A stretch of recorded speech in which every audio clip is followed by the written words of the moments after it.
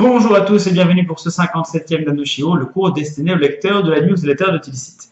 Aujourd'hui, j'aimerais vous parler de la parashat Mishpatim et en particulier du chapitre 22 vers la fin. Il y a un point assez intéressant que j'aimerais soulever avec vous.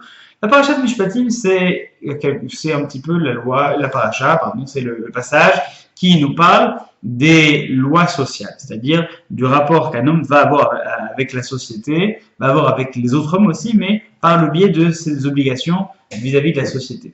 Et dans ce cadre, eh bien, nous allons avoir notamment, par exemple, à la fin du chapitre 22, l'interdiction de manquer de respect à une personne qui a une responsabilité. Parce que qui a une responsabilité, c'est facile toujours, vous connaissez cette expression, la critique est facile, mais l'art est difficile. C'est toujours beaucoup plus facile de critiquer les personnes qui ont des responsabilités, et c'est plus compliqué d'en prendre. Alors on a à la fin de ce verset Elohim lo tekele, l'interdiction de maudire ou d'insulter Elohim, donc en général ça veut dire Dieu, mais là ça fait référence aussi au juge, donc à l'autorité, interdiction d'insulter l'autorité. Et ensuite, sans transition, on nous dit que lorsqu'il y a une viande, un animal qui a été tué par un autre animal dans un champ, nous avons une interdiction de manger la peau de cet animal qui a été tué, donc la peau arrachée de cet animal, et il faudrait l'abandonner au chien. Nous allons rapidement en tirer deux enseignements. Le premier, c'est que effectivement, on pourrait se poser a priori la question, mais quel rapport entre le fait de manger un animal qui a été tué par un autre animal ou pas, et le fait de ne pas insulter une personne? Bien, en fait, le rapport est, si on le prend de manière métaphorique, vous connaissez par exemple l'expression de dire qu'on va donner quelqu'un en pâturage. Donc c'est lorsqu'il y a une meute de loups et on a un groupe de personnes, c'est comme si la personne allait prendre quelqu'un, ils allaient le lancer et comme ça tous les loups se jettent dessus. C'est un petit peu ce qui se passe lorsqu'il y a une personnalité publique qui fait quelque chose ou qui est accusée de faire quelque chose. Et là, vous avez toute la meute des loups qui se rassemblent. Et là, les gens, ce qu'on peut avoir tendance à faire, c'est de prendre cette personne, et de la jeter au pâturage. Comme ça, elle prend toute la hargne de ces animaux qui ont faim de quelque chose, donc ils vont se concentrer sur cette personne, ça nous met tranquille.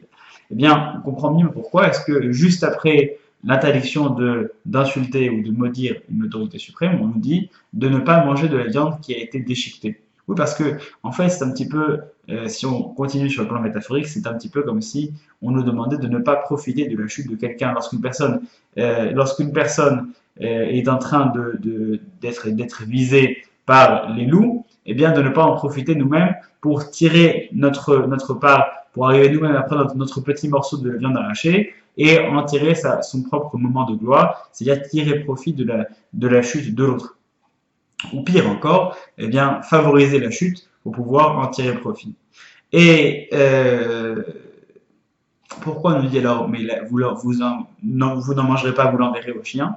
Rachid nous explique que ce passage fait référence à la reconnaissance du bienfait que Dieu a eu envers les chiens. Lors de la 10e plaie, le Dieu est passé donc dans les maisons égyptiennes pour prendre les premiers-nés égyptiens, il n'y a aucun chien qui a hurlé à la mort, comme le font les chiens lorsqu'il y a ce genre de situation. Et alors, étant donné qu'ils ont été méritants parce qu'ils ne sont pas intervenus, ils n'ont pas ouvert leur bouche à ce moment-là, enfin leur gueule à ce moment-là, eh bien Dieu leur en a été reconnaissant. Et il a dit qu'à partir de ce moment-là, toute la viande qu'on ne peut pas manger, qui est très fac, qu'on ne peut pas manger pas parce qu'elle n'a pas été parce qu'elle n'est pas pure, mais parce qu'elle n'a pas eu la shrita, eh bien, il faudra la donner aux chiens. Pourquoi les chiens? Parce qu'eux ont su tenir leur langue.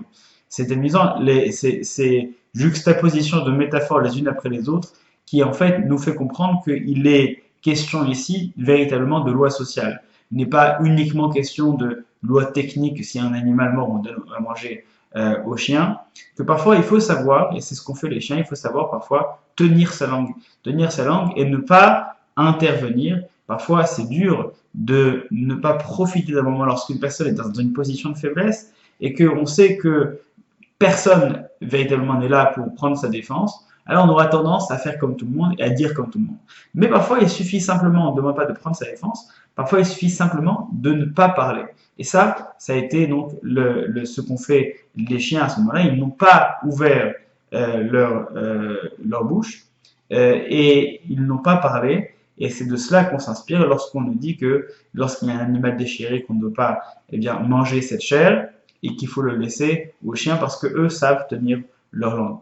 C'est un message qui est vraiment très fort. En même temps, il est dit de manière subliminale et c'est quelque chose qui est véritablement important lorsqu'on a du respect pour une personne qui a une responsabilité. Ici il s'agit d'Elohim, mais ça peut être autant Dieu qu'un juge, qu'une personne qui a une responsabilité. Eh bien, on n'a pas d'obligation de contribuer à la meute de ces loups. On peut aussi très bien, lorsqu'il y a des, eh bien, prendre un petit peu de recul et simplement s'épargner cette association. C'est un message important, intéressant et à partager que la paracha nous livre aujourd'hui à travers l'enseignement de la parachat Mishpatim. Et sur ce, je vous souhaite, comme chaque semaine, un excellent Shabbat, Shabbat Shalom.